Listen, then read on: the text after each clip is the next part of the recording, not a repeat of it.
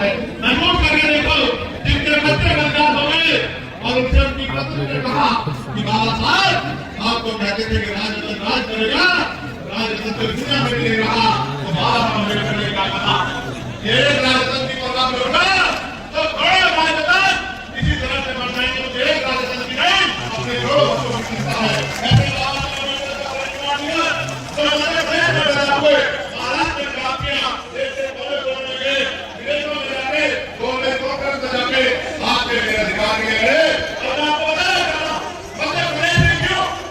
देश में करीब एक बड़ी राजनीतिक सभा होती है, मध्य प्रदेश में क्योंकि लगातार मध्य प्रदेश में भाई नरेंद्र जी, भाई नरेंद्र भाई जी, भाई विनोद जी, लगातार मध्य प्रदेश से एक षड्यंत्र चल रहा है और वो षड्यंत्र राज्य को बेनकाब करने के लिए आपके बीच में हूँ। ये वही उत्तर है जहाँ कभी पहले हमारे भाइयों पे हमला करने की जरूरत नहीं है, ये वही उत्तर है। मैं बात बताऊंगा, हमला करने वाले भी हमारी ताकत को जानते हैं, वो बेवकूफ नहीं है, हमारी ताकत को जानते हैं, मुख्य लोगों को जानता। अगर एक जोर से आवाज लगा दे तो भगी बन जाएगी, मैं इस बात को भी जानता हूँ।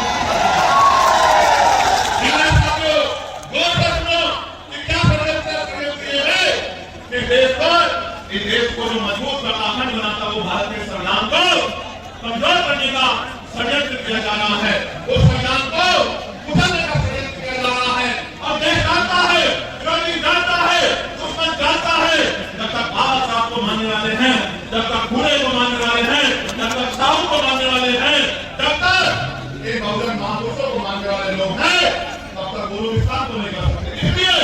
जान बोल के वो अंदर एक आंदोलन चला रहे हैं कि बाबा साहब अम्बेडकर का सिद्धांत माना नहीं रहेंगे, इस बात को लोगों के अंदर बात नहीं जाए और महसूस करना कितनी गहरी बात बताना।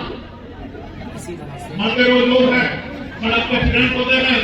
लोग जंग में मरते हैं, पीड़ा में मरते हैं, प्राण लेके हमने अस्पताल में मरते हैं, लेकिन हम उस दिल को कितने समय तक लगाते हैं, हम उस दुख को